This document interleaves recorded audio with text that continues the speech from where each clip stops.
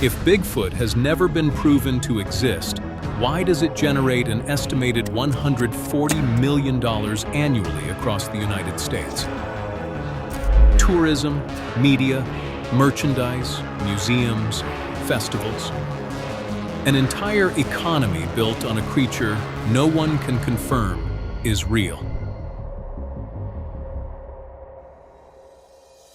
On a July morning in 1958, a crew working a logging road near Bluff Creek, California, found something odd pressed into the dust, a series of footprints, each over 15 inches long, striding 4 feet apart. The foreman, Ray Wallace, snapped photos and made plaster casts, then mailed them to local newspapers. By the next day, the Eureka Times-Standard ran the story. Within a week, the Associated Press picked it up, and the prints became a national curiosity. The name Bigfoot first appeared in an August headline by California journalist Charles F. Kurtz, and soon spread through wire services, magazines, and even television. Reports of similar tracks poured in from across the Pacific Northwest. The original casts, still archived in Humboldt County, became artifacts, half evidence, half souvenir, anchoring a new American myth and launching a wave of media coverage that never really stopped.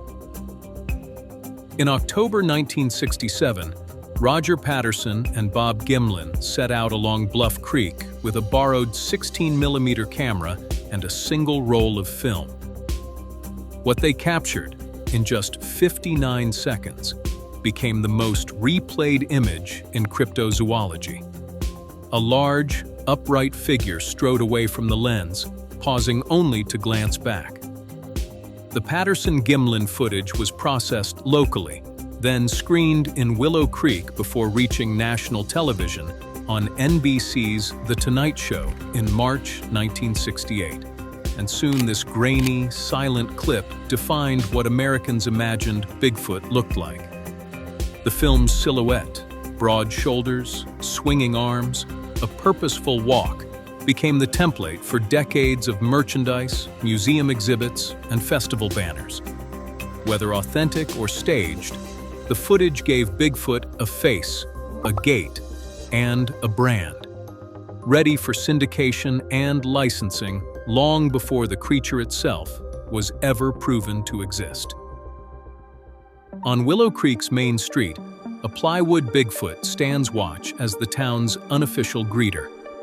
Fewer than 2,000 people live here, but each summer, the population surges with visitors chasing the legend.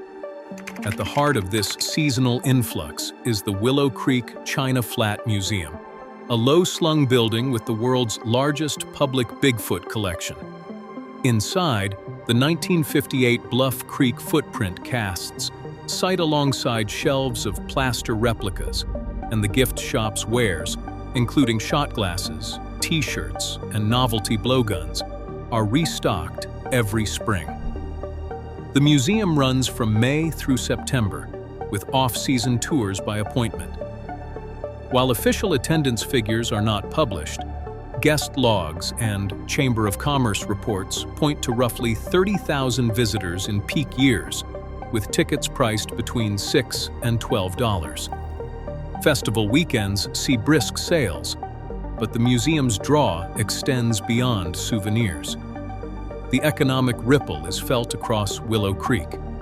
During Bigfoot days, hotel tax receipts show a 15% jump in lodging revenue for Humboldt County, adding an estimated $120,000 in extra sales tax over a single weekend. Restaurants, gas stations, and grocery stores record their busiest days when the festival parade and vendor stalls fill downtown. The Chamber of Commerce estimates $200,000 to $250,000 in indirect spending from festival visitors alone, a significant sum for a town this size. The International Cryptozoology Museum in Portland, Maine, offers a year-round comparison. In 2024, it reported $410,000 in total revenue, with $216,000 from admissions, gift shop, and online sales. Membership dues and e-commerce made up the remainder, showing how Bigfoot's business model extends beyond ticket sales to a steady flow of mail-order curiosity. Both museums serve as economic anchors, supporting hotels, restaurants, and seasonal guide services. Guided tours, run by the chamber or independent locals, add another revenue stream. For $150 per person, groups follow old logging roads with local guides, retracing the steps of the first discoveries. Some seek folklore, others a fleeting hope of proof. In Willow Creek, the legend is business. The mystery pays the bills, and the evidence is counted at the register.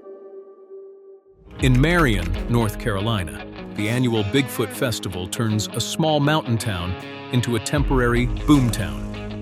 Over 10,000 visitors descend for a weekend of folklore, fried food, and cryptid commerce. The ticketing math is straightforward: $45 for general admission, $55 if you want a t-shirt, and $120 for the VIP package, complete with a meet and greet, dinner, and exclusive memorabilia. In 2025, ticket sales alone brought in $465,000. Vendor fees, at $220 per booth for 60 stalls, added another $13,000.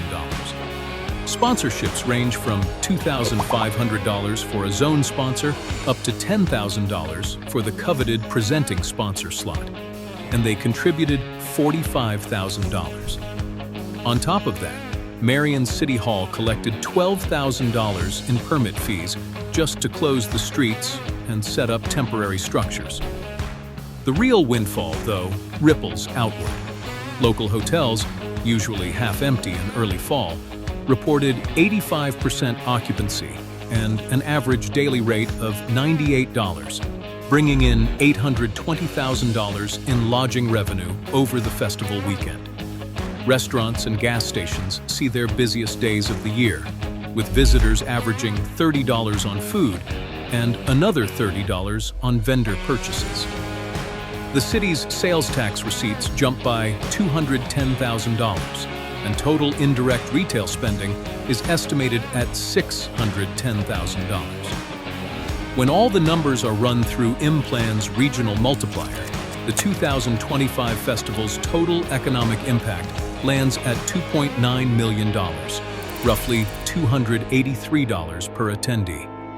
The Texas Bigfoot Conference offers a different flavor of spectacle. Capped at 540 delegates, it is sold out every year. Tickets start at $125 for early birds, $150 standard, and $250 for VIP ticket holders who get a private roundtable with headline speakers. In 2025, ticket revenue reached $79,000. The conference budget allocates $90,000 for speaker fees and travel. Names like Jeffrey Meldrum and Cliff Barra are regulars. The budget also allocates $30,000 for staff and security. Sponsorships add another $7,500 for science brands eager to see their logos on conference bags and banners. Attendees, many of them professional enthusiasts, fill Austin area hotels to 78% occupancy, generating $420,000 in lodging. The total direct spend for the conference hits $729,000, and after applying regional multipliers, the economic impact reaches $1.6 million, almost $3,000 per delegate. While festivals and museums depend on crowds and seasons, media, merchandise, and the hunt itself operate around the clock, unbound by location or weather. Podcasts like Sasquatch Chronicles and Bigfoot Eyewitness Radio churn out weekly episodes, each drawing tens of thousands of listeners. With a standard ad rate of $25 per thousand impressions, a mid-tier show can pull in $300,000 a year from sponsorships and host read ads alone. The cost of production? A microphone, a laptop, and a steady supply of stories, real or otherwise. Online vendors have mastered the margins.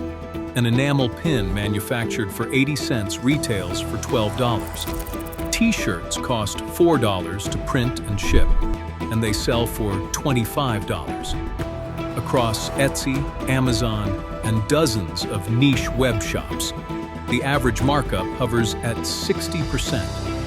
A single viral design, like Gone Squatchin' trucker hat or a glow-in-the-dark footprint mug, can net thousands in a weekend. The merchandise business is location-proof, immune to bad weather, and indifferent to whether the legend is true or not. Then there are the professional investigators. Field teams from organizations like the Bigfoot Field Researchers Organization and North American Wood Ape Conservancy run their own expeditions, often charging $400 per person for a weekend in the woods. Their gear lists read like a cross between wildlife biology and reality TV, including trail cameras, night vision, parabolic microphones, and DNA collection kits. Each expedition draws hopefuls, some chasing science, some chasing spectacle. The line between research and entertainment is thin, but the bank deposits are real. Equipment sponsors and crowdfunding campaigns cover much of the cost, and a handful of teams supplement their budgets with YouTube ad revenue, Patreon subscriptions, and branded merchandise. The stakes are not just in souvenirs or stories. In 2023, an investment group in Oklahoma announced a $2 million bounty for irrefutable proof, not a blurry photo, but a live specimen. The reward remains unclaimed, but it is an effective marketing tool, fueling news cycles and inspiring a new wave of amateur bounty hunters.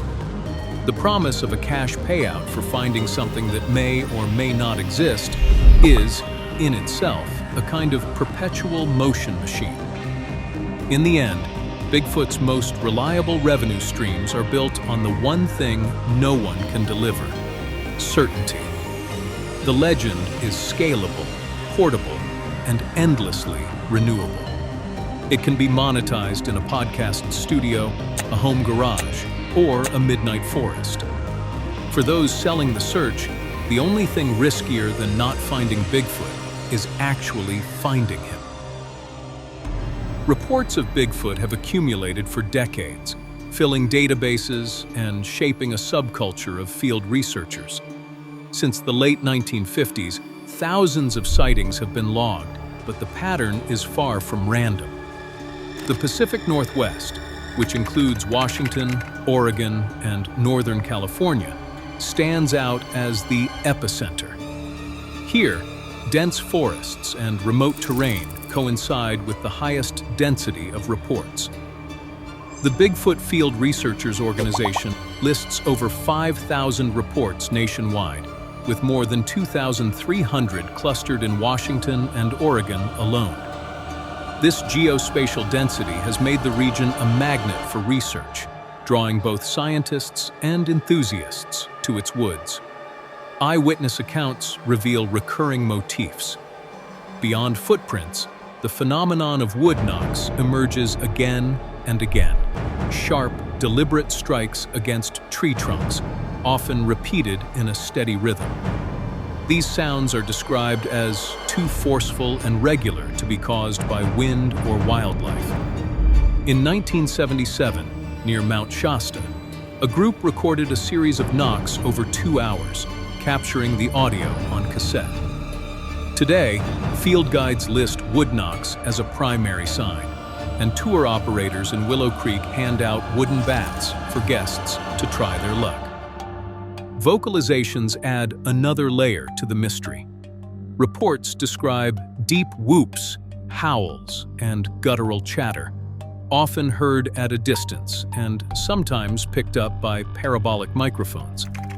In 2019, Jeff Meldrum at Idaho State University analyzed recordings from the Olympic Peninsula, noting their frequency range fell outside known wildlife.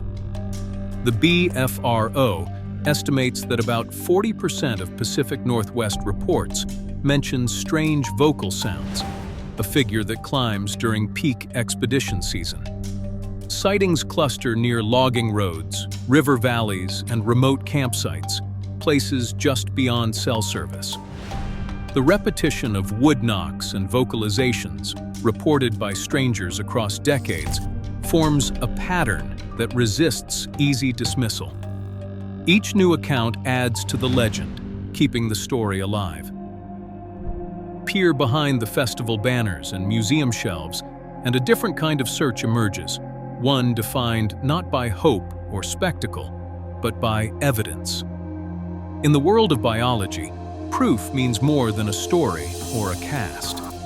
It means a specimen, a body, or, at the very least, DNA that can withstand peer review. Dr. Karen Hines, a wildlife biologist at Oregon State, has spent decades cataloging mammals in the Pacific Northwest. She has read the reports, examined the casts, and listened to hundreds of hours of audio recordings. Her conclusion is blunt. Until someone produces a verifiable specimen, Bigfoot remains a cultural phenomenon, not a zoological one. The standards are high for a reason. In science, a new species is not accepted by consensus or popularity. It is described, measured, and deposited in a recognized collection. The BFRO database lists over 5,000 incidents in the U.S., yet every physical trace, hair, scat, or print has either failed DNA analysis or matched known wildlife. Skeptics point out that North America's forests are home to bears, elk, and humans with large boots. Misidentification is common, especially at dusk or from a distance. The most celebrated pieces of evidence, the Patterson-Gimlin film, the Skookum cast, the Mount St. Helens hair sample, have all been dissected in academic journals and television specials. Each time, the verdict falls short of the threshold. The film's gait could be a person in a suit. The cast's anatomy is debated. The hair sample, sent to a university lab in 2013, came back as non-human primate, but the result was inconclusive and never replicated. For biologists like Hines, the enduring mystery is not why so many people see Bigfoot, but why, after decades of searching and millions of dollars invested, the evidence remains just out of reach. The paradox is clear. The legend thrives on uncertainty. Each unproven claim fuels another expedition, another podcast, another round of ticket sales. The economy depends on the search continuing, not on it ending. In this marketplace, the absence of proof is not a failure. It is a renewable resource. Imagine, for a moment, the world wakes up to a headline: Bigfoot confirmed. The immediate effect would be economic whiplash. In towns like Willow Creek and Marion, hotels would fill before noon. Rental cars and flights to the Pacific Northwest would spike, pushing rates past holiday levels. Museums and roadside attractions would see lines snaking around the block, with ticket prices quietly doubling. Tour operators would scramble to add extra expeditions, and local guides, once seasonal workers, would find themselves fielding media requests and booking months in advance. License deals would flood in. Streaming platforms would race to secure exclusive rights for documentaries and reality series, while toy companies and apparel brands would rush out new product lines, each stamped with the now official creature. Publishers would offer six-figure advances to eyewitnesses, scientists, and anyone with a story to tell. For a short window, the Bigfoot economy would look less like a quirky niche and more like a gold rush. The promise of certainty would drive a surge in spending, speculation, and spectacle, all measured in real dollars. But as the initial frenzy fades, the question lingers. What happens when the mystery is gone? Today, the Bigfoot industry pulls in over $140 million each year, without a single verified specimen. People are not buying evidence, they are buying a ticket into the unknown. The uncertainty itself is the product, fueling festivals, merchandise, and endless debate. If Bigfoot is real, someone would have proven it by now. Unless it is more valuable not to be proven.